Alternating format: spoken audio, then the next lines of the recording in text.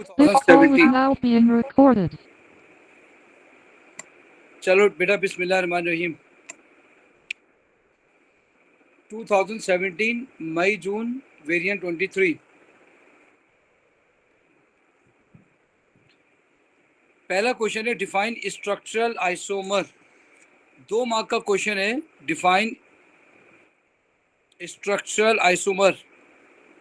हाँ भाई, क्या क्या डेफिनेशन होनी चाहिए इसकी?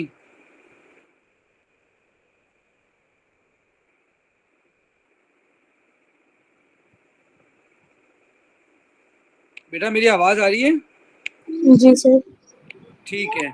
Same molecular formula but different different structure. Same molecular formula होना चाहिए और डिफरेंट स्ट्रक्चरल फॉर्मूला होना चाहिए। अगर आप इस तरह से लिखते हैं तो आपको नंबर मिल जाएंगे। चलिए नेक्स्ट क्वेश्चन है। अच्छा, अगर आप चाहें तो ये फॉर्मूला याद कर लें। ये हर हाइड्रोकार्बन के लिए सही होता है। हर हाइड्रोकार्बन, चाहे वो अल्केन हो चाहे वो अल्कीन हो, हर एक के लिए ये फॉर्मूला सेट हो जाता है। आइए क्वेश्चन पढ़ते हैं क्या हुआ है। एक हाइड्रोकार्बन है पी, उसका मॉलिक्यूलर फॉर्मूला दिया है CXHY।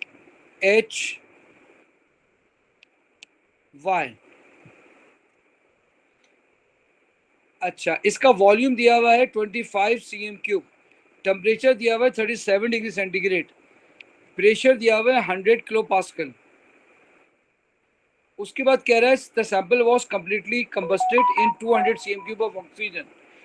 एक्सिस, एक्सिस का मतलब है complete combustion. The final volume measured under the same conditions as the gaseous sample so that the water produced is liquid and its volume can be ignored was 150 cm3। यानी अगर आप गौर से देखें, इसके अंदर ये गैस है, इसके अंदर इसको कह रहा है ये लिक्विड कंसीडर करेंगे, ये गैस है। तो इसका मतलब ये हुआ ये जो 150 cm3 बचा है ये ऑक्सीजन और कार्बन डाइऑक्साइड का होगा। क्योंकि जो वॉल्यूम लिया वो जो क्योंकि जो लिक्विड लिया है वो वाटर जो लिया है वो लिक्विड लिया है। Water is liquid. 37 degree centigrade पे लिक्विड ही होना है बेटा, स्टीम नहीं होनी है। 2017 का एसी वेरिएंट में 21 या 22 में यही क्वेश्चन आया है, उसमें वाटर को स्टीम लिया है। उसने वाटर को स्टीम लिया है क्योंकि टेम्परेचर 100 से ज्यादा है।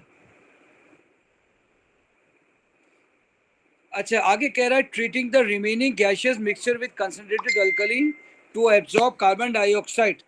आइए मैं आपको ये पूरा एक्सपेरिमेंट लिख के दिखाता हूँ बेटा कैसे हुआ है।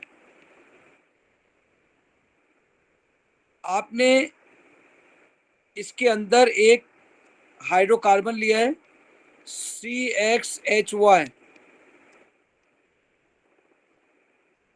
इसके अंदर ये ऑक्सीजन की सप्लाई हो रही है और ये यहां से ऑक्सीजन निकल भी रही है। या अगर नहीं निकाल रहे आप, एक्सिस ऑक्सीजन है बस। आपने इसको कंबस्ट किया है, एक कार्बन डाइऑक्साइड है और एक रिमेनिंग ऑक्सीजन है। आपने एक्स की वैल्यू निकालनी है, एक्स की वैल्यू। अच्छा जी, बेटा मेरी आवाज आ रही है? जी जी सर। बताइए ये सारी गैसेस आप जब लाइम वाटर में डालेंगे, नहीं कंसंट्रेटेड अल्कली है, सोडियम हाइड्रोक्साइड, तो बेटा कार्बन डाइऑक्साइड तो डिसॉल्व हो जाएगी, है ना बेटा? कार्बन डाइऑक्साइड तो डिसॉल्व हो जाएगी, एसिडिक गैस है। तो रिमेनिंग कौन सी होगी? खाली ऑक्सीजन। क्या आपको मेरी बात समझ आ रही है बेटे? नहीं सर, कार्बन डाइऑक्साइड क्यों डिसॉल्व होगी? अच्छा, मेरा पहले पूरी बात सुनिएगा। बताइए टोटल वॉल्यूम कितना था सैंपल का? 200। 200 ऑक्सीजन का वॉल्यूम था कि नहीं था? देखिए, चेक करें। सैंपल का 25 था। 25 तो उसका था ना, हाइड्रोकार्बन का। ये देखिए ना बेटा, इसका वॉल्यूम 25 है, ऑक्सीजन 200 लिखा है ना बेटा। जी सर। अच्छा जी, अब बताइए जब सारा रिएक्शन हो गया तो अब जो गैसेस आई हैं उसका वॉल्यूम क्या है? 150। 150 है, ठीक है। अच्छा जी, अब 150 के बाद कार्बन डाइऑक्साइड एब्जॉर्ब हो गई, सब कुछ एब्जॉर्ब हो गया। ये देखिए इधर से ये ऑक्सीजन है 200। देखना बेटा, टोटल वॉल्यूम आपके पास था 200। आखिर में आपके पास जो वॉल्यूम है 150 है। अब यहाँ पे गुजरने के बाद 50 बचा। क्या आप बता सकते हैं कार्बन डाइऑक्साइड कितना होगा? 150 गया है, इसके अंदर एक 100 हो कार्बन 100 बचा। डाइऑक्साइड प्लस ऑक्सीजन बाहर निकला है। ऑक्सीजन कार्बन डाइऑक्साइड खा गया सोडियम हाइड्रोक्साइड। बताइए कार्बन डाइऑक्साइड का वॉल्यूम कितना होगा? 100। 100 होगा बेटा। इसको मैंने लिख के ऐसे कर दिया है। क्या आपको ये बात समझ आ गई है बेटे? Yes sir. अच्छा जी, अब आप देखें, रेशियो लगाएंगे। इधर है CXHY और यहाँ है कार्बन डाइऑक्साइड, 1:X का रेशियो है। इसका वॉल्यूम था 25 और कार्बन डाइऑक्साइड है 100। ये आपने निकाला कार्बन डाइऑक्साइड 100, क्रॉस मल्टीप्लाई करके आप एक्स की वैल्यू निकाल लेंगे बेटे। बोलिए, क्या ये आपको एक्स की वैल्यू निकालना आ गई? Yes sir. पहले आपने सवाल देखा, आपके पास टोटल वॉल्यूम था 200, इसका आपने जलाया, पता नहीं क्या कितनी कार्बन डाइऑक्साइड हुई अल्लाह को पता है, लेकिन आखिर में गैसेस हैं 150। कार्बन डाइऑक्साइड को पास किया सोडियम हाइड्रोक्साइड से, तो भाई सारी चीज़ एब्जॉर्ब हो गई। कार्बन डाइऑक्साइड बाहर निकली, ऑक्सीजन 50। इसमें से इसको माइनस किया, 100 cm³ आ गया कार्बन डाइऑक्साइड। कार्बन डाइऑक्साइड आ गया 100 cm³। बोले यहाँ तक बात समझ आ गई है मेरा बच्चा? जी सर। Yes sir. चलो बेटा आगे बढ़ते हैं। अब आपने निकालना है ऑक्सीजन का मोल, ये वाला ऑक्सीजन का, ये X+Y/4। बताइए इसमें और O2 में 1:2 इसका रेशियो है ना बेटा? जी सर। तो जी सर। मैंने ये निकालने के लिए रेशियो लगाया 1:X+Y/4। इसका वॉल्यूम था 25, इसका वॉल्यूम था 25 और ऑक्सीजन का वॉल्यूम, ऑक्सीजन कितना रिएक्ट, ये देखिए बेटा इधर देखिए, ये थोड़ा सा मुझे लग रहा है कुछ गलत लिखा है इसमें। हाँ सर, क्योंकि 50 होगा ना ऑक्सीजन का। हाँ, ऑक्सीजन का 50 है। अब इसको दोबारा कर लेते हैं, पहले यहाँ देखें। बताइए टोटल वॉल्यूम कितना था इसका? 150। 150, गौर से सुनिएगा। टोटल था इसका वॉल्यूम 150। कार्बन डाइऑक्साइड कितना था बेटा? 100। 100। तो बताइए ऑक्सीजन कितना बचा? 50। अच्छा, टोटल ऑक्सीजन लिया कितना था आपने स्टार्ट में? 200। 200। तो बताइए उस 200 में से इस 50 को निकालेंगे, ये 150 आएगा। Yes sir. तो ये 150, ये वाला 150 है। क्या आपको मेरी बात समझ आ रही है बेटे?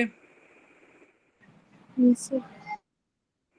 मैं दोबारा बता रहा हूँ, टोटल वॉल्यूम आपके पास यहाँ जो आया है कार्बन डाइऑक्साइड ऑक्सीजन का, वो आया है 150। इसमें से कार्बन डाइऑक्साइड है 100, तो रिमेनिंग ऑक्सीजन आ गई 50, यहाँ पे भी आपने लिखा है 50। तो भाई ली कितनी थी 200, 200 में से 50 बच गई, तो रिएक्ट कितनी हुई 150। तो आपने यहाँ लिखा 150 क्रॉस मल्टीप्लाई करके आपने 150 को 25 से डिवाइड किया, 6 आ गया। x plus Y over 4 is 6। बोलो बेटा ये पूरा क्वेश्चन समझ आ गया? Yes, sir. चलिए नेक्स्ट क्वेश्चन पे जाते हैं। अब आपसे ये कह रहा है कि अब आप मॉलिक्यूलर फॉर्मूला निकालें। आपका आंसर इसका आया 6, इसका आंसर आ गया 6।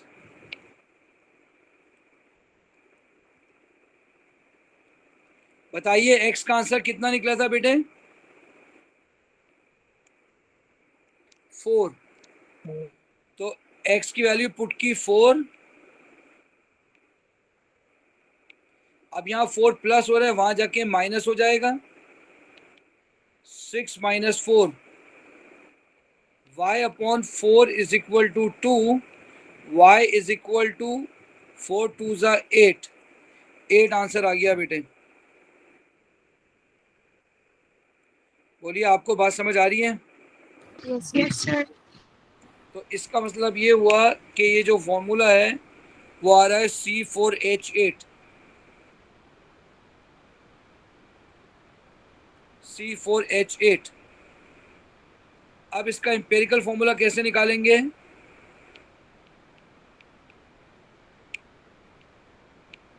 इसको Divide by 2. जी बेटा CH2 आ जाएगा, क्योंकि ये एक नंबर से डिवाइड हो जाएगा 4 से। इसका एम्पेरिकल फॉर्मूला आ जाएगा CH2। नेक्स्ट पार्ट है P is unbranched straight chain. Give the skeletal formula of two possible structure of P. देखो बेटा 4 कार्बन है, 4 कार्बन है, 4 स्केलेटल फॉर्मूला बताना है। 4 कार्बन है इसके अंदर, 4। ये देखिए 1 2 3 4। Carbon number 1, carbon number 2, carbon number 3, carbon number 4। इसको भी ऐसे ही उतारना है। ये बताइए C4H8 क्या ये अल्केन है कि अल्कीन है? Alkene है sir. अल्कीन है मेरा बेटा। तो एक डबल बॉन्ड यहाँ लगा दें, एक डबल बॉन्ड यहाँ लगा दें। इसका नाम बनेगा ब्यूट 1 इन, और इसका नाम बनेगा ब्यूट 2 इन। अब use the general gas equation two calculate the mass of P present in the original 25 cm cube. Give your answer to 3 significant figure. चलिए जी, अब ये कह रहे हैं आपसे, आपने इसका क्या निकालना है? जनरल गैस इक्वेशन, ठीक है? तो भाई जनरल गैस इक्वेशन है PV is equal to NRT। N है मास ओवर MR, RT वैसे लिखा आपने, PV वैसे लिखा आपने। सब्जेक्ट मैटर बनाएंगे मास को, तो mass is equal to PV MR over RT।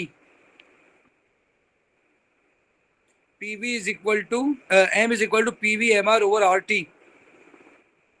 आपने M निकालना है। M बताइए प्रेशर दिया हुआ है 100 किलो पास्कल, तो आपने पास्कल में कन्वर्ट करने के लिए 1000 से मल्टीप्लाई किया। मेरा बच्चा वॉल्यूम कितना था? 25 cm क्यूब। cm क्यूब को मीटर क्यूब में कन्वर्ट करने के लिए -6 लगा देते हैं। बताइए इसका MR MR निकालें बेटा C4H8 का। 4 multiplied by 12, 8 multiplied by 1, 48 plus 8, 56। अब आपने यहां लिखा 56। R की वैल्यू 8.31। टेम्परेचर आपके पास है 37। 37 प्लस 273, 310 केल्विन। बोलो बेटा, कैलकुलेट करके बताना क्या आंसर आएगा। 0.24. 0.24। बेटा चेक कर लेना, यही आंसर आ रहा है। सर 0.054 आ रहा है। 0.054। अगला नंबर बताना।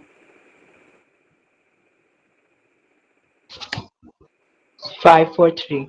543 ग्राम। तो आंसर आ गया 0.0543 ग्राम। सर वॉल्यूम का किस यूनिट में होना चाहिए क्वांटिटी? देखिए वॉल्यूम जो है ना आपका मीटर क्यूब में होना चाहिए, तो इसको 10 की पावर -6 लिख देंगे, ये मीटर क्यूब में खुद ब खुद कन्वर्ट हो जाएगा। इसको पास्कल में होना चाहिए, इसलिए 10 की पावर 3 लगा के पास्कल बना दिया। ये पूरी बात क्लियर हो गई है बेटे। आगे आ जाइए, अगला कह रहा है, ये ग्रुप 17 का लग रहा है। बताइए, आपसे पूछ रहा है कलर बताइए रूम टेम्परेचर पे।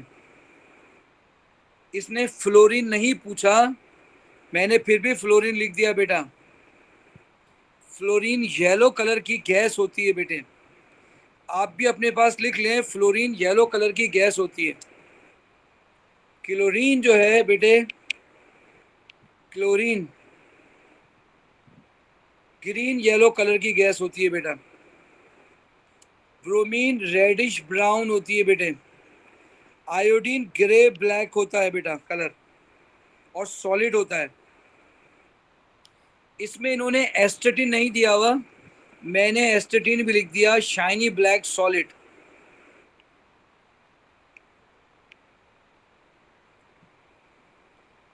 ये 2 मार्क के लिए आपने कर दिया। अगला है halogen become less volatile down the group, यानी अगर आप हैलोजन को ओपन एयर में रख देंगे तो आयोडीन एवापोरेट नहीं होगा खुद ब खुद रूम टेम्परेचर, जबकि फ्लोरीन उड़ जाएगी, क्लोरीन उड़ जाएगी। Down the group less volatile होता है। 2 मार्क का क्वेश्चन है, बताइए फ्लोरीन में कितने इलेक्ट्रॉन होते हैं बेटे।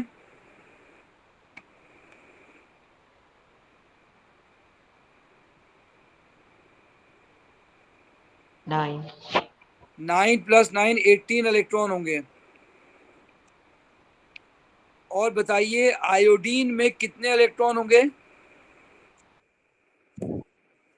53. 53. तो 106। 106 इलेक्ट्रॉन होंगे। तो बेटा डाउन द ग्रुप इलेक्ट्रॉन बढ़ रहे हैं ना बेटा। Yes, sir. तो आपको मालूम है नॉन पोलर हैं ये सारी गैसेस, क्योंकि डायटोमिक है ना, तो नॉन पोलर होने की वजह से इसके अंदर जो बॉन्डिंग होगी ना वो होगी temporary induced dipole dipole van der Waal. तो आप कहेंगे down the group number of electron increases, temporary induced dipole dipole increases, hence less energy is required to boil। क्या आपको मेरी बात समझ आ रही है? या Yes, sir. less heat is required to vaporize। Sir हम बॉइलिंग पॉइंट की जगह हम ये भी लिख सकते हैं ना कि चेंज को गैस में भी ज्यादा एनर्जी, कम एनर्जी रिक्वायर होगी। हाँ मेरा बच्चा, यही मैंने कहा है कि down the group number of electron increases, temporary induced dipole increases, more energy is required to convert into vapor.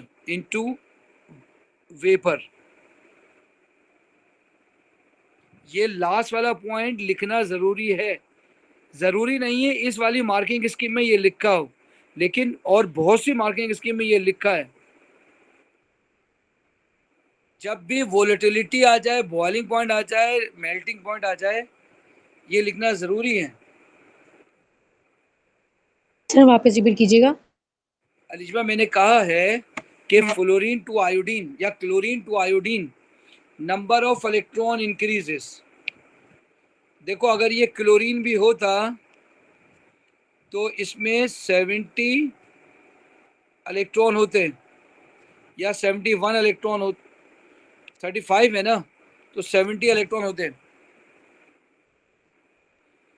तो देखो डाउन द ग्रुप इलेक्ट्रॉन बढ़ रहे हैं। जी सर। इलेक्ट्रॉन बढ़ने से temporary induce dipole intermolecular force of attraction increases.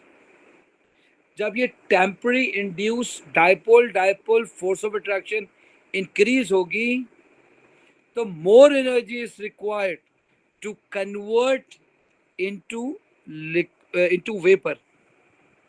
Okay sir. अगला question है, state and explain the trend in oxidizing power of halogen. Halogen बताइए। मैंने आपको एक लफ्ज सिखाया था, ओपीडी।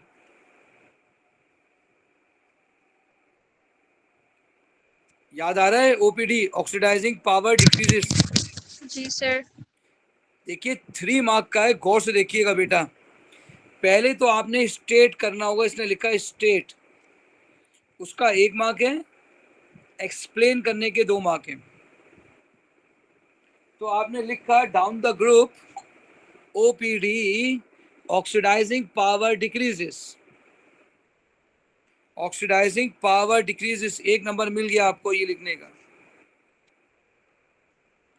सेकंड मार्क मिलेगा down the group shell increases, shielding increases, size in radius increases, nuclear attraction decreases,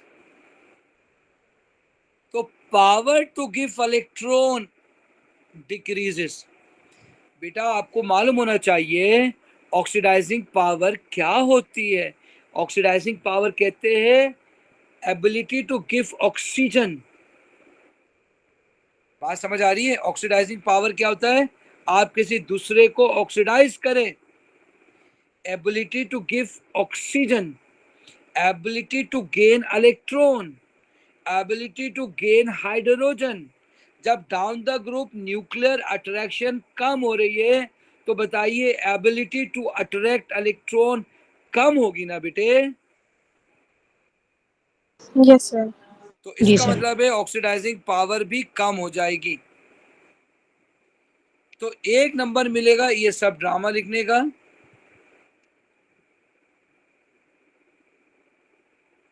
ये सब लिखने का, और 1 नंबर हो सकता है वो शील्डिंग का दे दे, न्यूक्लियर अट्रैक्शन का दे दे। इसीलिए हमने सब चीजें लिख दी इसमें।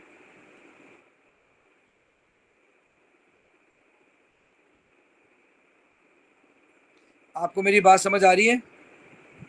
बताइए, नए सिलेबस के हिसाब से 1 पॉइंट लिखना जरूरी है। मैंने बताया अभी था, बताएं वो पॉइंट क्या है? Sir ability to attract electron decreases, ये वाली बात लिखेंगे? नहीं मेरा बेटा, नहीं।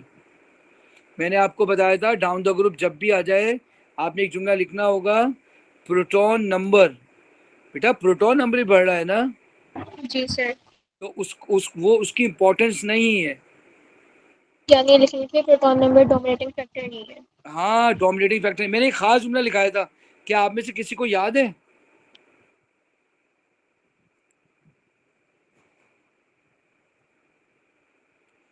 Dominating factor is nucleon is size not the proton number.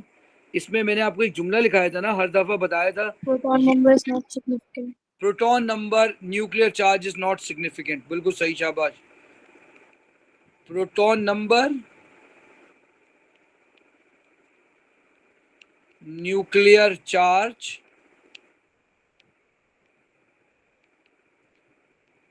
is not significant. Proton number nuclear charge is not significant. चलिए जी, अगला क्वेश्चन है, concentrated sulfuric acid react with sodium halide. State and any observation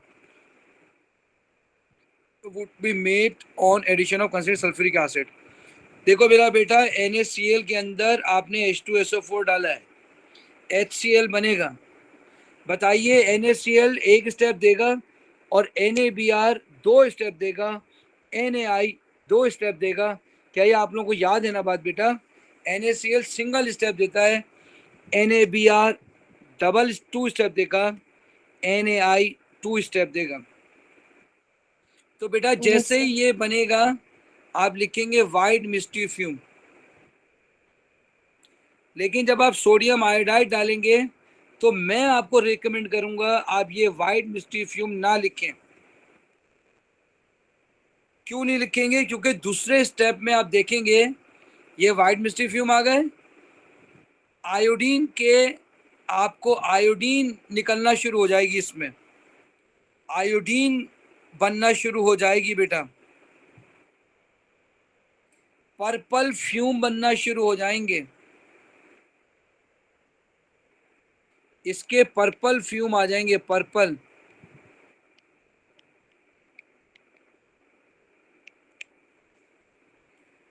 बोलो आपको मेरी बात समझ आ रही है बेटा? Yes, sir. इसके अलावा H2S, इसकी रोटन एग स्मेल है, वो भी आएगी।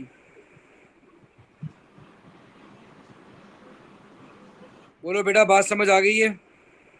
जी सर। मैं आपसे फिर कह रहा हूं, ये मत लिखिएगा,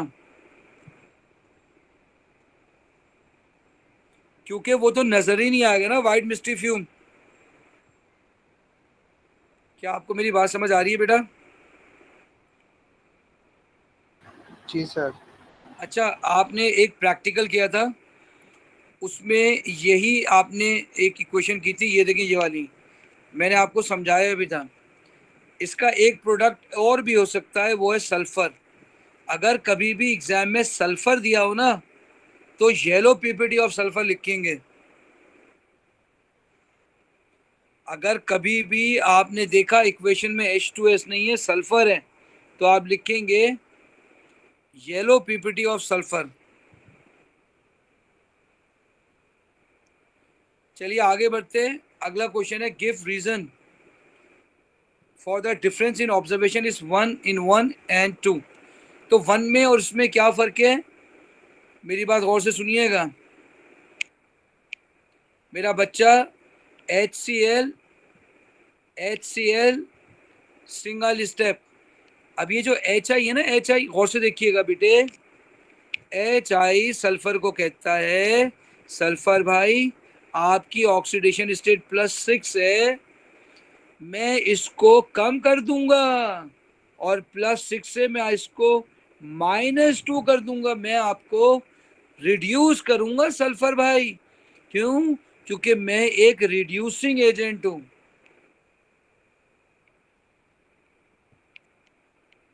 तो इसका मतलब ये हुआ HCl पुअर रिड्यूसिंग एजेंट है और HI एक अच्छा रिड्यूसिंग एजेंट है। जब भी तो वो 6 को -2 में कन्वर्ट कर रहा है। क्या आपको मेरी बात समझ आई है मेरे बच्चों? जी सर। जी सर। तो बेटा मैंने क्या लिखा 2 मार्क के लिए?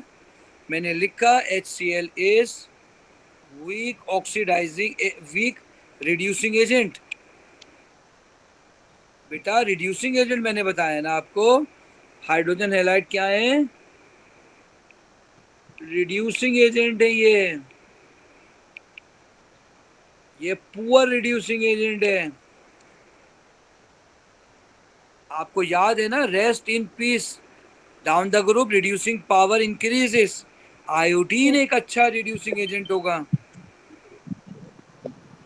तो HCl is week reducing agent while HI is strong reducing agent. एक नंबर हो गया। सेकंड मार्क मिलेगा। HCl does not reduce H2SO4। इतना थका हुआ है, इतना वीक है कि उसको रिड्यूस ही नहीं करेगा, और HI को रिड्यूस कर देगा और +6 से -2 में कन्वर्ट कर देगा। आइए आगे आपसे कह रहा है कि अब आप Br की इक्वेशन बना के दिखाएं। NaBr की, बेटा HCl की ये लिखवाई, आयोडीन की इक्वेशन मैंने खुद लिख दी। अब कह रहा है ब्रोमीन की एक इक्वेशन लिखो, ब्रोमीन की, NaBr की, ब्रोमाइड की एक इक्वेशन लिख के। मार्क इसके रखे हुए 2। देखो बेटा, जब NaBr को H2SO4 में डालेंगे तो बेटा NaHSO4 और HBr बनेंगे। बोलो मेरा बच्चा ऐसे ही है ना? जी सर। Yes, इसका sir. इसका 1 नंबर मिल जाएगा आपको। इसके बाद आपसे कह रहा है H2SO4 अब HBr से रिएक्ट करेगा तो याद रखिएगा सल्फर डाइऑक्साइड गैस बनेगी। याद रखिएगा सल्फर डाइऑक्साइड गैस ये एज अ प्रिजर्वेटिव यूज होती है। प्रिजर्वेटिव यूज होती है। ये बैक्टीरिया को ग्रो नहीं करने देती, एंटीऑक्सीडेंट है।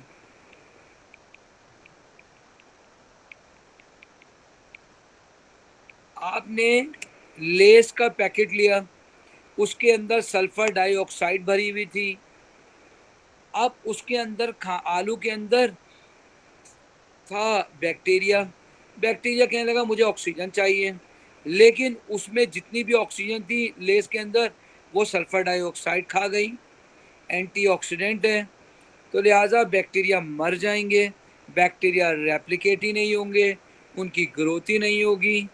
तो याद रखिएगा SO2 एंटीऑक्सीडेंट है, प्रिजर्वेटिव होती है, ऑक्सीजन को खा जाती है।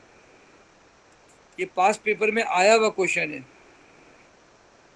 बोलो मेरे प्यारे बच्चों, यहाँ तक बात समझ आ गई? Yes, sir. क्या कह रहे हैं बेटा? सर इसमें दोनों इक्वेशन लिखनी पड़ेंगी। मेरे ख्याल में 2 मार्क लिखे, दोनों ही लिखनी पड़ेंगी। हालांकि जगह नहीं दी हुई इसने, लेकिन लिखनी दोनों ही है। सही है सर। जगह से ताल्लुक नहीं है, मार्क्स इसने 2 लिखे हैं।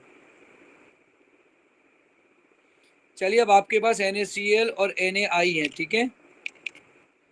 अब आपसे कह रहे हैं आपके पास एक मिक्सचर है Na का और NaCl का, दोनों में सिल्वर नाइट्रेट डाला है, येलो पीपीटी फॉर्म हुई है। Explain the colour of this precipitate. Excess silver nitrate is added to Z mixture है, ये देखें।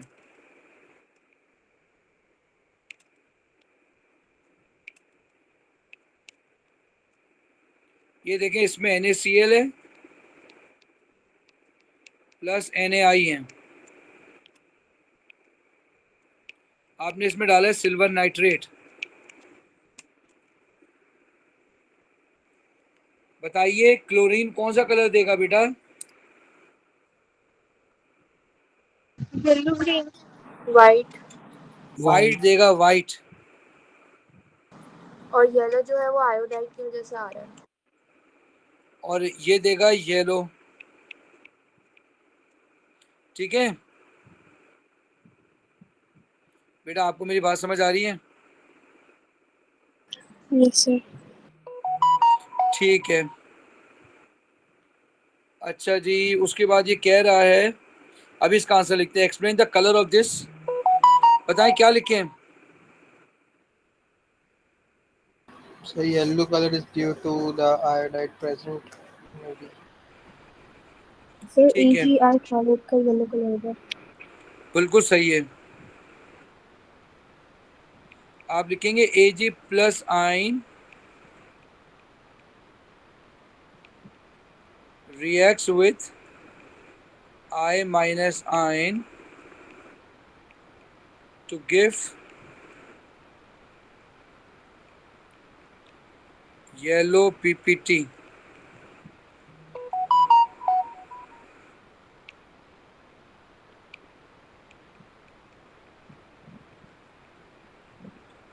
Aqueous AgI solid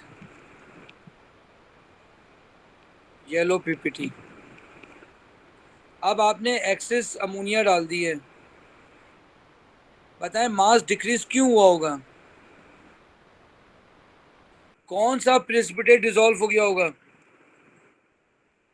sir chlorine का। क्लोरीन। क्लोरीन का, शाबाश। तो this is because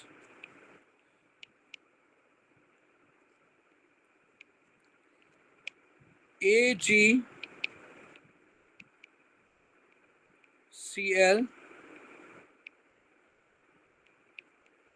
white PPT becomes soluble in ammonia। बेटा ये क्वेश्चन भी हो गया। अब क्वेश्चन 3 पे आ जाए बेटा। क्वेश्चन 3 में कह रहा है define enthalpy change of formation. है आप में से किसी को याद है enthalpy change of formation?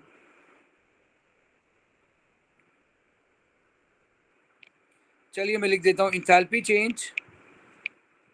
Sir, when 1 mole of a substance is formed from बिल्कुल सही है। When One mole of a compound is formed 1 from its mole of constituent a elements compound, in From the its standard elements. states.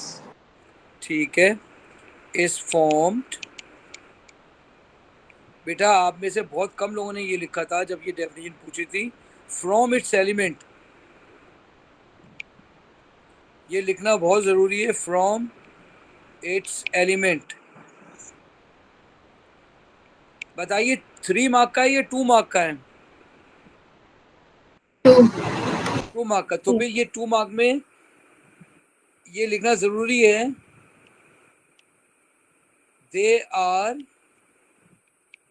In their natural physical state. Sir under standard condition लिख सकते हैं? 3 mark होता लिख सकते थे, लेकिन आप वैसे भी लिख सकते हैं, जगह है। अंडर स्टैंडर्ड कंडीशन, कंडीशन में अमाउंट नहीं आती बेटा, ठीक है।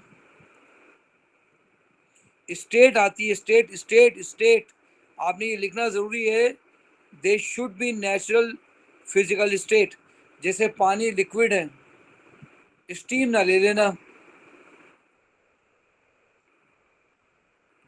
बेटा। अब आपसे कह रहा है सल्फर डाइऑक्साइड की, ट्राइऑक्साइड की फॉर्मेशन निकालो। आपको डेल्टा एच गिवन है, आइए इसको निकालते हैं। Delta H formation is equal to summation H product minus reactant. Product में है 2SO3 और HR रिएक्टेंट में है SO2। बताओ बेटा SO2 कितनी निकाली थी आपने? कुछ गिवन दी हुई आपको, ये नहीं, -296.8, जबकि HF दी हुई है -296.8। अब आप क्या करेंगे बेटे? SO3 डेल्टा एच है, H is equal to -296.8 minus 2 8 16। 196 नहीं आएगा? ऊपर इक्वेशन में दी हुई है। हाँ बेटा 196, शाबाश 196, सॉरी बेटे। तो यहाँ पे भी आ जाएगा 196 और यहाँ जाके ये प्लस होके वहाँ जाके माइनस हो जाएगा। बताइए 2 से मल्टीप्लाई करेंगे क्या आएगा बेटा? सर वहां जाके वो प्लस नहीं हो जाएगा? चलिए मैं कर देता हूँ बेटा पूरा। -196 इज इक्वल टू 2 है, इसको मल्टीप्लाई करें माइनस माइनस प्लस, क्या आएगा? 2 8 16, एक कैरी गया 1, 2 6 12, 13 एक कैरी गया, 2 9 18, 19 एक कैरी गया, 593.6। So x is equal to -196 minus 593.6 divided by 2। बोलो बेटा आंसर क्या आएगा?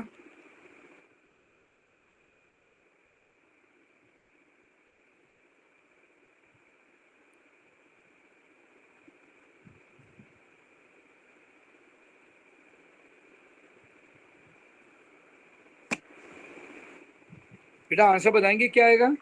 सर -394.8। 394.3. -394.8 किलो जूल पर मोल। चलिए अब ये मैक्सवेल से आ गया है चैप्टर काइनेटिक्स से। आपसे कह रहा है कि भाई आपने क्या करना है, ठीक है जी, ये कैटलिस्ट डाला है आपने, अनकैटलिस्ट निकालना है, अनकैटलिस्ट। बताइए राइट पे लगाऊं कि लेफ्ट पे लगाऊं? ये कैटालाइटिक है, energy of activation Right. Right पे लगाएंगे, ज्यादा होती है वैल्यू। ये लिखेंगे ई ए uncatalysed.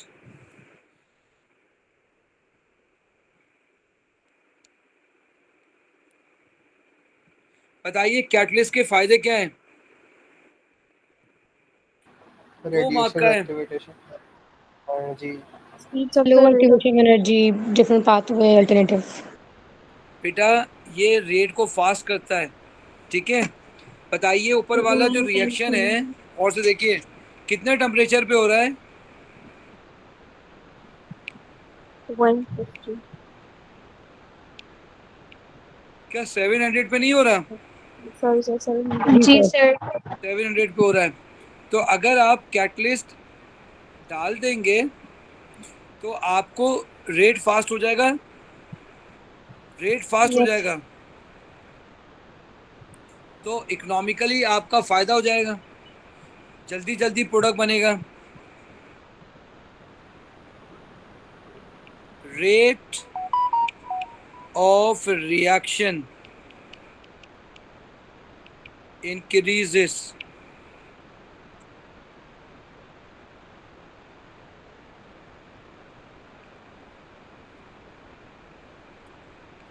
less amount of heat is required।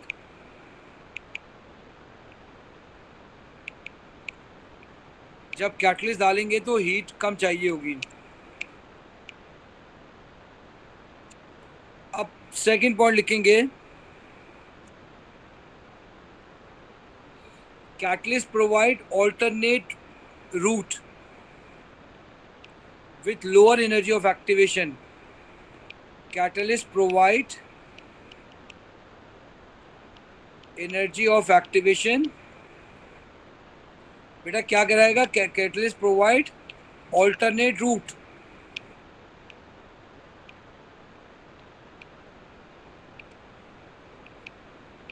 with lower energy of activation।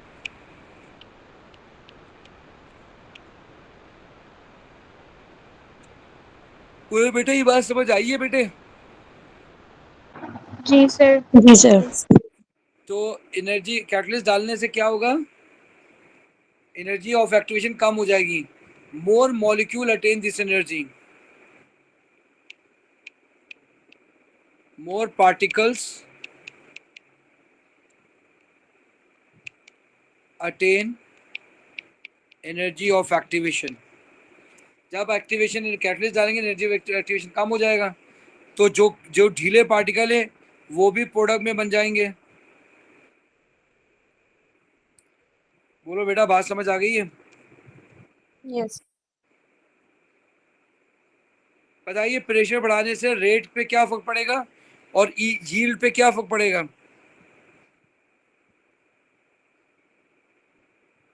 Sir, rate increase होगा.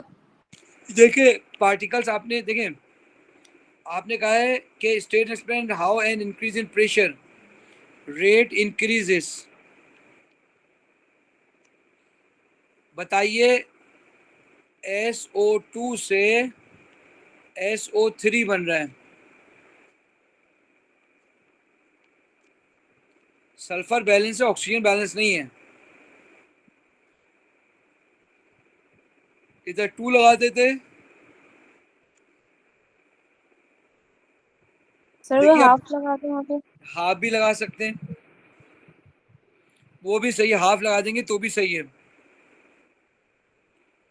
तो आप लिखेंगे rate increases as pressure increases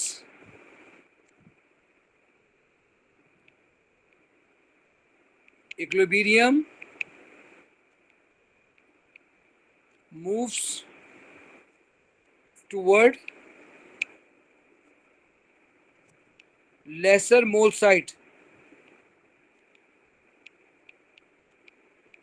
Sir, इसमें ये rate का लिखा हुआ तो ये yield ये- में नहीं आएगा. Pressure increase वाला. अच्छा देखिए, Rate में तो ये आएगा ना कि वो. मेरी बात सुने, मेरी बात सुने। आपसे कहा है 2 चीजें बतानी है, एक रेट बताना है और एक यील्ड बतानी है, ठीक है? अच्छा, अगर आप इसका प्रेशर बढ़ाएंगे तो पार्टिकल इसके करीब करीब आ जाएंगे। Yes, sir. आप मेरी बात समझ रहे हैं? जब आप प्रेशर बढ़ाएंगे इसके पार्टिकल्स करीब करीब आ जाएंगे, तो पार्टिकल्स का कोलिजन बढ़ेगा, rate of Yes, reaction sir. बढ़ेगा, इक्विलिब्रियम मूव करेगा लेसर मोल की तरफ से, मोर SO3 आर प्रोड्यूस। ये यील्ड में लिखेंगे आप, सही कह रही हैं आप। ठीक है, मैं लिख लेता हूँ फिर नीचे ले जाऊंगा, ठीक है? Okay, sir. Yield increases as pressure increases, equilibrium move towards lesser mole side, यानी प्रोडक्ट साइड, यानी प्रोडक्ट साइड। बोलो बेटा, बात समझ आ रही है? Yes, sir. ठीक है, until equilibrium is restored, until equilibrium is restored, ये पूरा का पूरा आप लिखेंगे यील्ड में।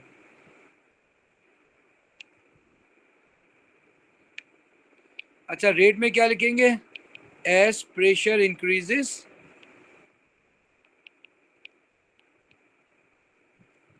Gas particles come closer. Frequency of successful collisions increases. बिल्कुल सही है, come closer, gas particles come closer, there chances of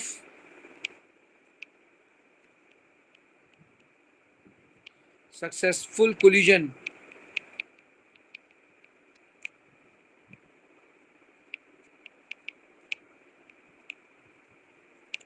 also increases। क्या आपको बात समझ आ रही है बेटा?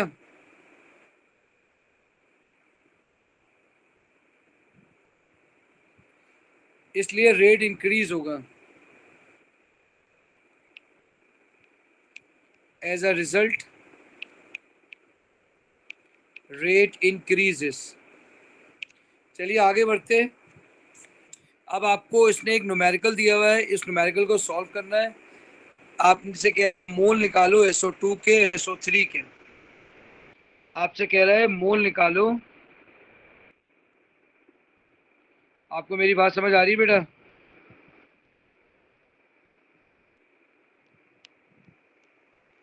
सर तो हमें कॉन्सेंट्रेशन दी हुई वॉल्यूम में दी मल्टीप्लाई कर देंगे मोल आ देंगे 1:1 का रेशियो है तो सेम ही होंगे। बिल्कुल ठीक है। यहाँ मैं एक जुमला लिख देता हूँ, टू अपोज द स्ट्रेन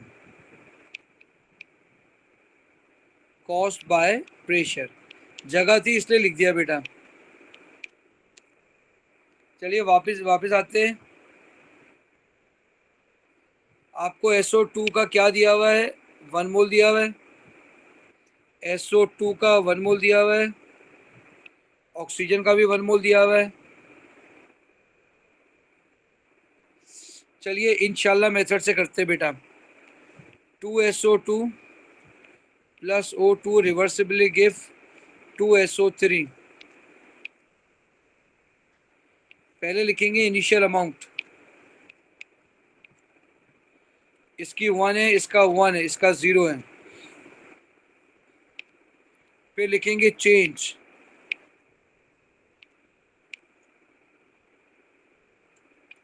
फिर लिखेंगे हम इक्विलिब्रियम अमाउंट। बेटा चेंज इसका क्या होगा? इसका माइनस x, इसका माइनस 2x, इसका प्लस 2x, क्योंकि मोल रेशियो 1:2 का है ना, इसलिए। ऑक्सीजन कह रहा है इसका है 0.505। बताइए क्या आप x की वैल्यू निकाल सकते हैं? जी सर। तो x is equal to 1 minus 0.505। तो x का आंसर आ जाएगा 0. बोले बेटा,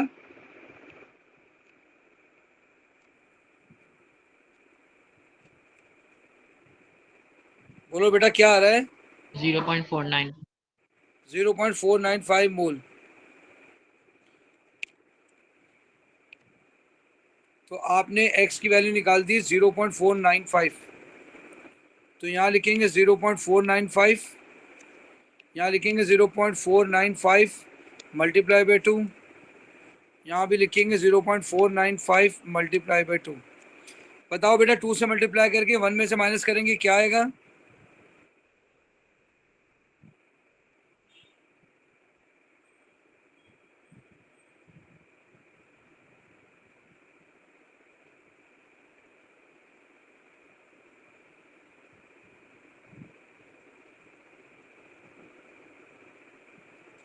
बेटा मेरी आवाज आ रही है? ऐसे तो पेपर सॉल्व नहीं होगा मेरा बच्चा। सर मुझे समझ नहीं आया अगर मैं झूठ नहीं बोलूँ। बेटा आपने x की वैल्यू निकाली है, देखो ये x की वैल्यू निकाली, आ गया। सर नहीं, ये -2x क्या है? बेटा ये चेंज है, यहाँ आपको 2 लिख रहा है 2, मैंने -2x लिखा। यहाँ 1 लिख रहा है 1, मैंने यहाँ -x लिखा। रिएक्टेंट में हमेशा माइनस आता है अच्छा ना, रिएक्टेंट माइनस और यहाँ बाकी 2 प्रोडक्ट में आता है तो प्लस। यहाँ 2 आता है।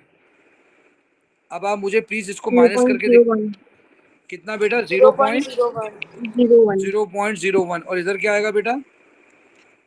0.99 0.99। तो यहाँ आ गया 0.01, यहाँ आ गया 0.99। अच्छा अब ये कह रहा है पार्शियल प्रेशर निकालना है हमने, ठीक है? आपसे कह रहा है पार्शियल प्रेशर, आपसे कह रहा है पार्शियल प्रेशर निकालें, ठीक है? पहले ऐड करेंगे सारे मोल्स को। पहले आपने निकालने पड़ेंगे total mole. Step 1 total mole. शाबाश बेटा, जरा जल्दी से बताना। 0.01 प्लस 0.505 प्लस 0.99। बोलो 1.505 टोटल मोल आ गए, ठीक है? अब आपने क्या निकालना है? पार्शियल प्रेशर निकालना है। Step 2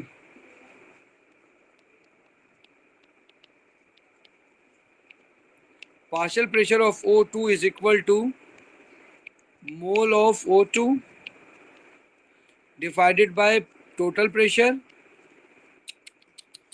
total mole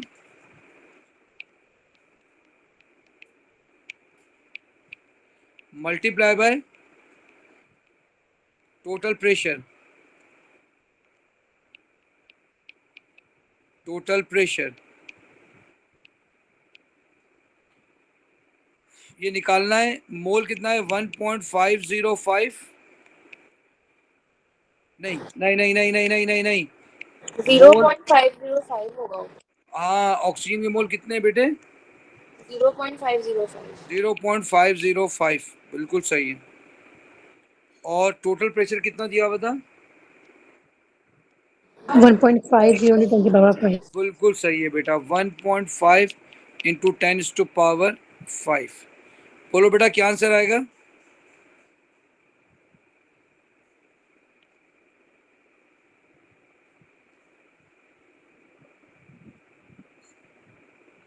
five point zero multiply 10⁴ दोबारा बोलना, 9.5.0 5.0 मल्टीप्लाई बाय 10⁴ एक और बताएं।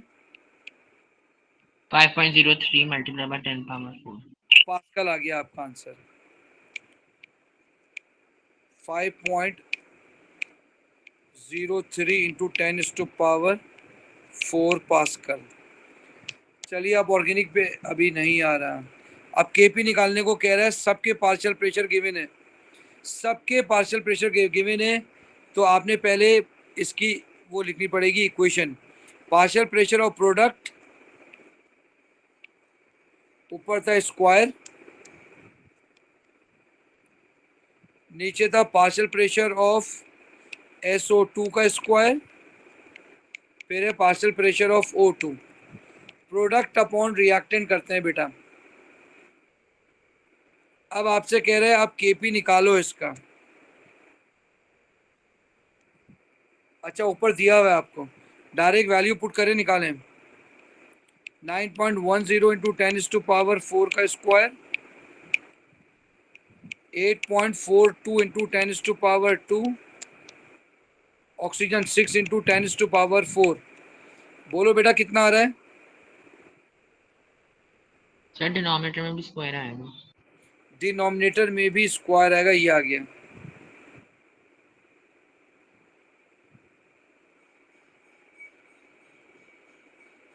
यूनिट तो पास्कल इनवर्स आनी चाहिए। Pascal square divided by pascal square, pascal square cancel, pascal inverse. और बोलो सर बेटा इसका 0.19 एक और नंबर बता दें। 5. 0.195। बेटा देखा करो, इसने सिग्निफिकेंट फिगर तो नहीं मांगे हुए कुछ, बस हो गया। चलिए अब ऑर्गेनिक का मासूम सा सवाल। आपके पास कह रहा है C4H8 है,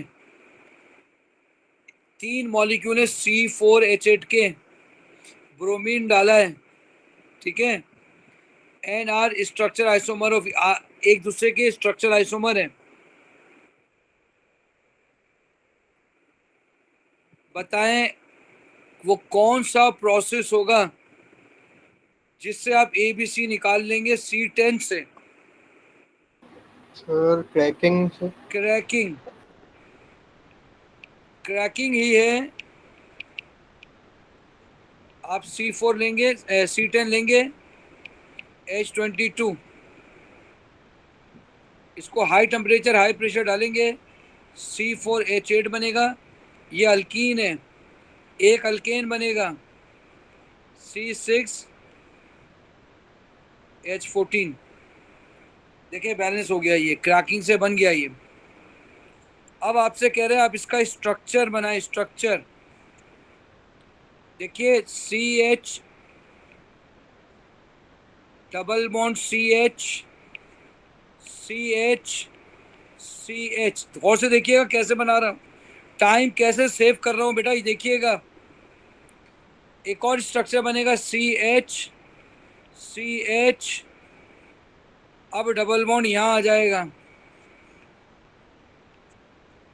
बोलो बेटा आपको मेरी बात समझ आ रही है नहीं आ रही है?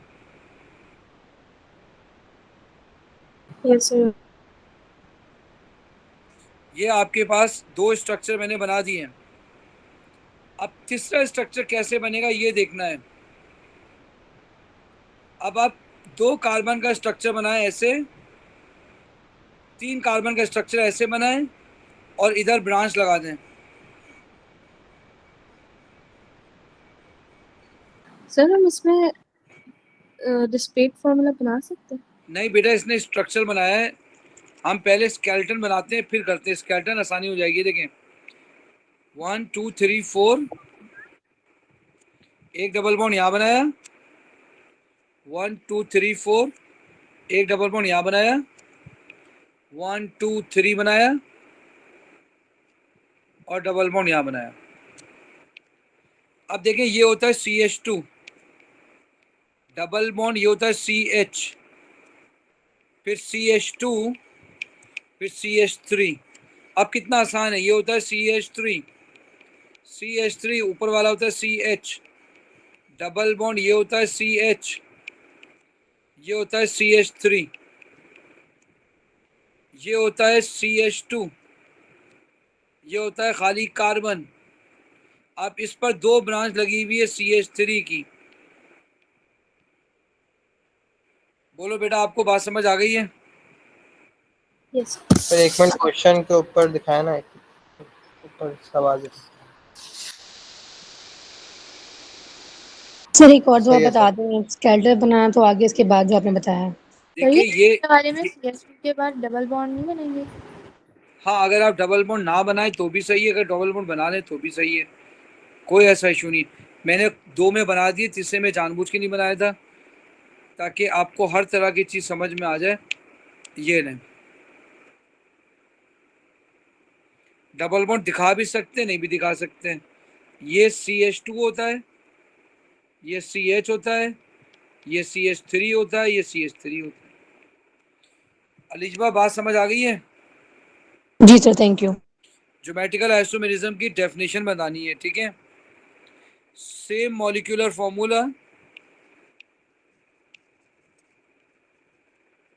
मॉलिक्यूलर फॉर्मूला बट,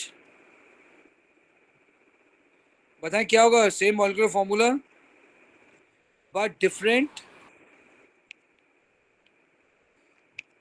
बताएं क्या लिखेंगे बेटा? Orientation in space. ओरिएंटेशन। लेकिन वो तो ऑप्टिकल के लिए भी होगा, वो तो ऑप्टिकल के लिए भी होगा, लेकिन इसमें कार्बन कार्बन डबल बॉन्ड लिखना जरूरी है। Due to carbon carbon double bond on which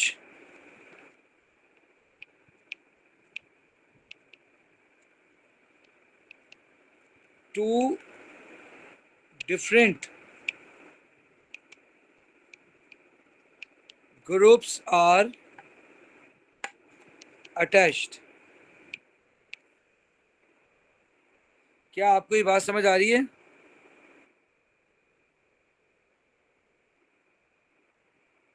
बहरहाल, अब draw displayed formula of A and use it to show the mechanism of the region of A with HBr।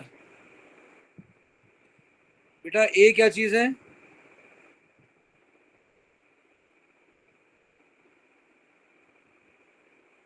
Sir ए का तो geometric isomer बनाना है ना पहले, मतलब। अच्छा अच्छा अच्छा अच्छा, तो बेटा ये होगा A, सही है, ये A हो गया। अब आप ये देखें, ये आपने लिखा C डबल बॉन्ड C, ये H, ये CH3, ये CH3, ये H, HBr। HBr पोलर है, इस पर नेगेटिव चार्ज, इस पर पॉजिटिव चार्ज। पाई बॉन्ड इस पर अटैक करेगा, स्टेप 1।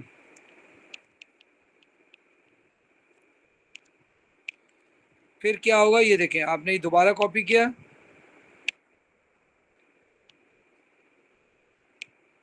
अब क्या होगा, एक साइड पे H लग जाएगा, दूसरे साइड पे पॉजिटिव चार्ज आ जाएगा, एक डबल बॉन्ड मिटा देंगे। अब क्या होगा, अब न्यूक्लियोफाइल बन जाएगा Br-, ये इस पर अटैक करेगा, दिस इज स्टेप 2। अब स्टेप 2 पे क्या होगा,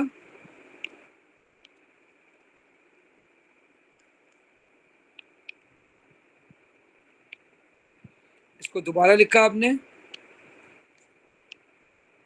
ये चार्ज हटेगा और इस दफा बी आर लग जाएगा। क्या प्रोडक्ट का नाम होगा? 2 ब्रोमो ब्यूटेन। ये क्या था? ब्यूट 2 इन। बोलो बेटा, बात समझ आ गया है? Yes sir. सर एक डिस्प्लेट फॉर्मूला बनाना था आपने, CH3 के बॉन्ड वो नहीं करें शायद। Draw the displayed formula of A and use it to कह तो आप सही रहे हैं। आपको displayed form, draw the displayed formula of A and use it to show the mechanism of the reaction of A with HBr। सही कह रहे हैं आप। displayed लेकिन formula। मार्क स्कीम में CH3 ऐसे ही डायरेक्ट लिखा हुआ है। नहीं बेटा, उसने गलत लिखा है, आप ऐसी गलती ना करें।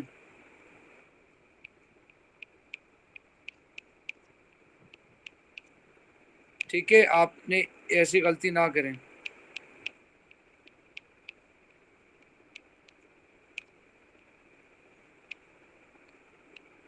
उसने गलती की, हम थोड़ी करेंगे ऐसी गलती भाई।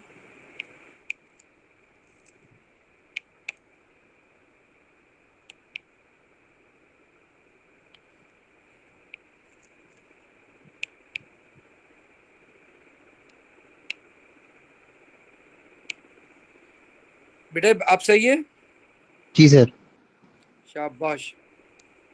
अब ये कह रहा है डी पार्ट में B does not show geometrical isomerism. B react with HBr to form a mixture of 2 different structure isomer of X and Y. ठीक है जी, आइए इसको देखते हैं ये क्या कह रहा है, कौन है ये। आप या तो ब्यूट 1 इन होगा या ये वाला होगा। ठीक है, बी। मुझको लग रहा है कि ये होगा। क्यों? क्योंकि वो तो सिमेट्रिकल है ना, ये सिमेट्रिकल नहीं है। बात समझ में आ रही है? सी सिमेट्रिकल है, बी सिमेट्रिकल नहीं है, इसलिए मैंने ये लिखा। ठीक है, आइए देखते हैं कैसे। ये देखें,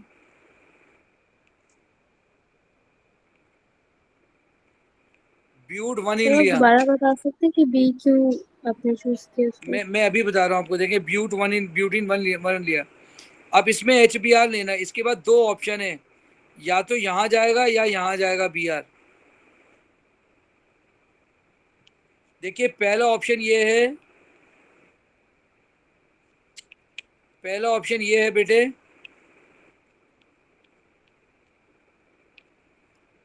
कार्बोकेटाइन ये बने। दूसरा ऑप्शन ये, कार्बोकेटाइन ये बने। अब Br जो अटैक करेगा वो यहाँ अटैक करेगा, इस वाले में यहाँ करेगा। अगर ये करेगा तो Br इधर लगेगा, अगर ये करेगा तो Br इधर लगेगा।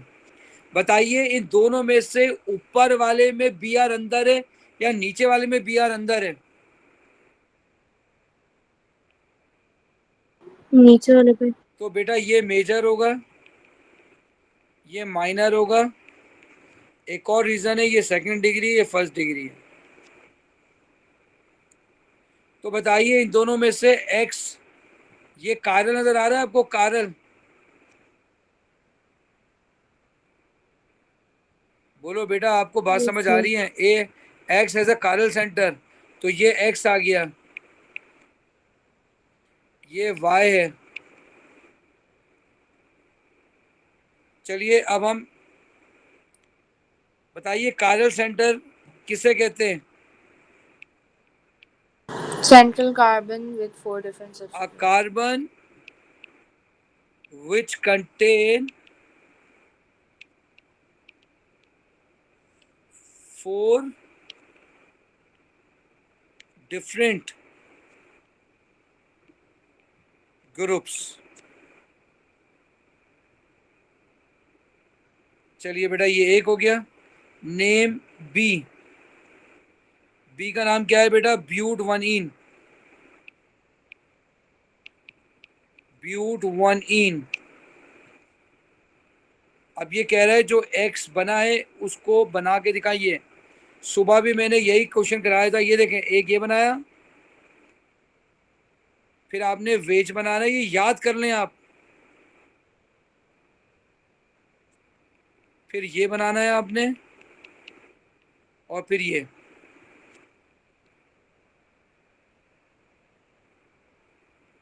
इसका मिरर इमेज बनाना है यूं।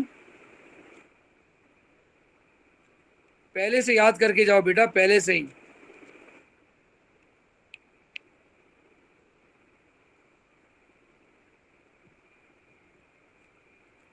ये कर दिया आपने, ये आया, ये आया। अब बताइए इसके अंदर देखें गौर से, एक लगा हुआ है Br, एक लगा हुआ है CH3, एक लगा हुआ है C2H5, एक लगा हुआ है हाइड्रोजन। ये देखें, मैं उठा के ये नीचे लेके आ रहा हूं आपको समझाने के लिए। ये आया नीचे।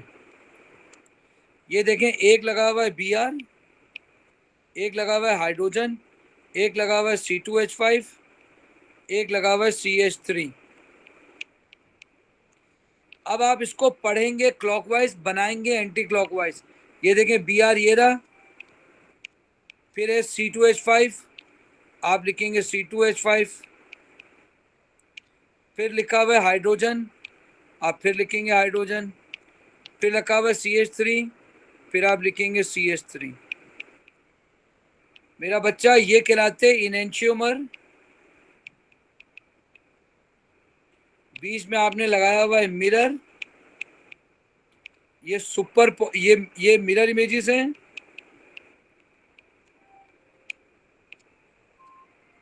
ये मिरर इमेजेस हैं और not super possible. Not super possible क्या मतलब? अगर आप इसको उठाएंगे, इसको उठा के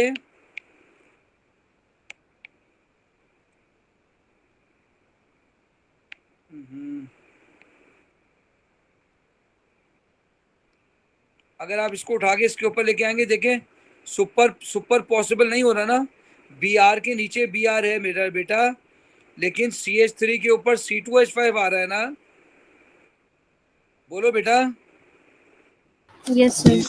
तो लिहाजा ये सुपर, ये होंगे बेटा इनेंशियोमर, ऑप्टिकल आइसोमर होंगे। बताएं वाई इस एक्स की ईल्ड ज्यादा क्यों आई है वाई से? इससे इसका मतलब है मेजर क्यों है, मेजर क्यों है? आपसे पूछ रहे हैं भाई मेजर क्यों है? क्योंकि second degree carbocation is more stable Then first degree carbocation. Second degree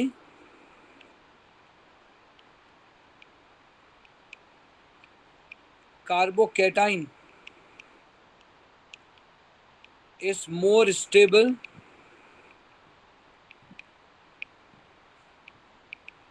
than first degree। ये पहला पॉइंट हो गया। दूसरा पॉइंट क्या लिखेंगे बताएं बेटा?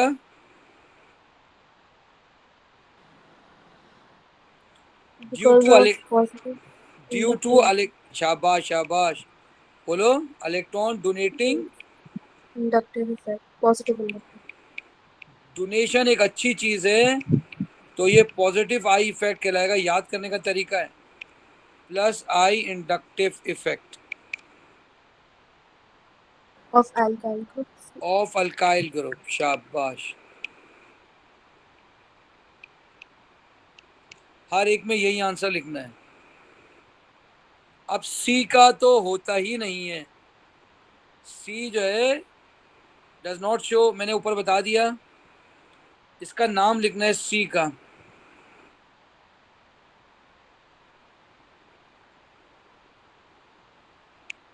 इसको कॉपी करते हैं।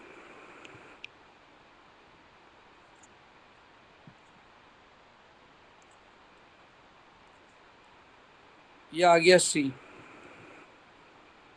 इसकी नंबरिंग करेंगे 1 2 3 2 methyl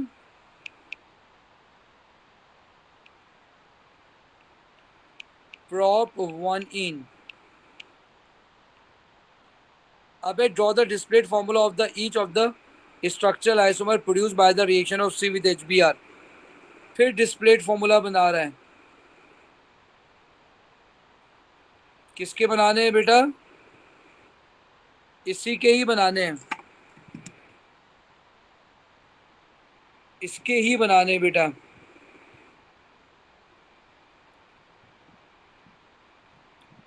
तो पहले स्केलेटन बना लेते हैं. 1 2 3, इधर CH3 इधर Br, एक ये बना था.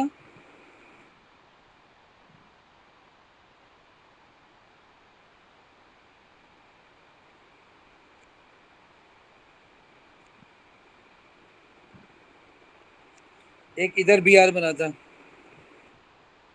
यही था ना बेटा? Yes, sir.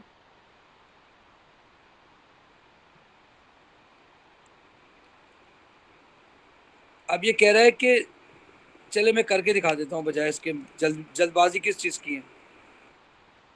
ये देखें, इसको दोबारा उतारा आपने. इसके दो ऑप्शन है, एक ये रहा एक ये रहा. देखिए, डबल बॉन्ड हटे, इस पर प्लस चार्ज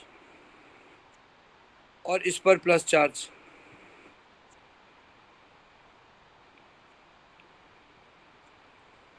फिर इसको लिखेंगे दोबारा, फिर इसको लिखेंगे दोबारा. Br इधर लग जाएगा, इसमें Br इधर लग जाएगा. ये प्लस चार्ज गायब हो जाएगा, ये प्लस चार्ज गायब हो जाएगा.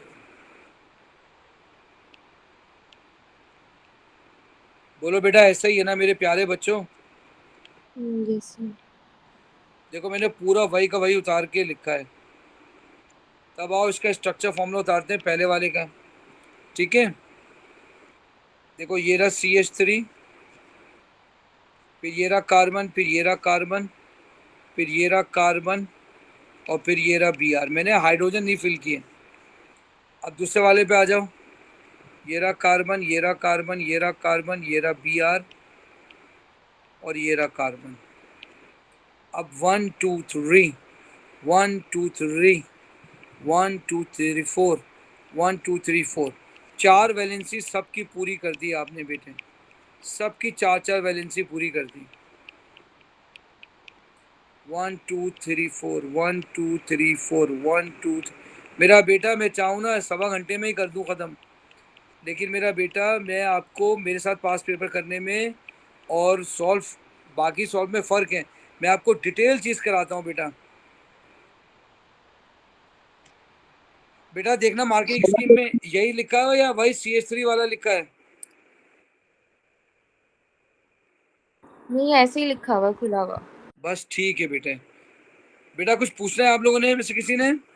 मैं वो SO3 वाला सवाल दिखा दूं जिसमें मैं इन मोल्स निकालने थे. बेटा मैं आपको इसकी पूरी PDF भेज दूंगा, बेफिक्र हो जाएं.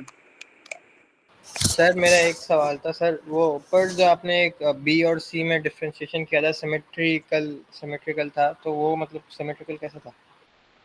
जैसे मतलब जी A सर, और हमें कैसे पता कि A आप कौन सा है, B कौन सा है, C? बेटा A में वो कह रहा है कि सिस ट्रांस बनेगा, तो डेफिनेटली यही A होगा. ठीक है, बताओ ये मेजर माइनर देगा कि ये मेजर माइनर देगा? अब इन दो में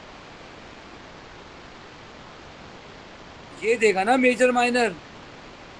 ये सिमेट्रिकल अल्कीन है ना, क्यों नहीं समझ रहे भाई? ये सिमेट्रिकल अल्कीन है ना. ये दो, ये एसिमेट्रिकल है, ये देगा मेजर माइनर.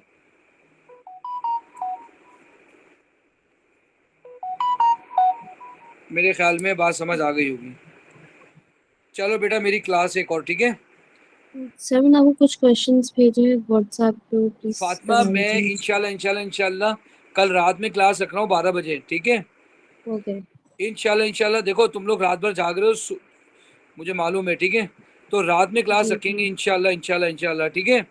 तो तुम्हें ठीक है जो सर। अगर मैं पास पेपर भी करा रहा हूँ उसके एंड में मैं करा दूंगा तुम्हें, ठीक ठीक है है, बेटा। Thank you sir. लेकिन जी, लाजमी क्लास लेना, उसके एंड में मुझसे पूछ लेना, ऑलराइट।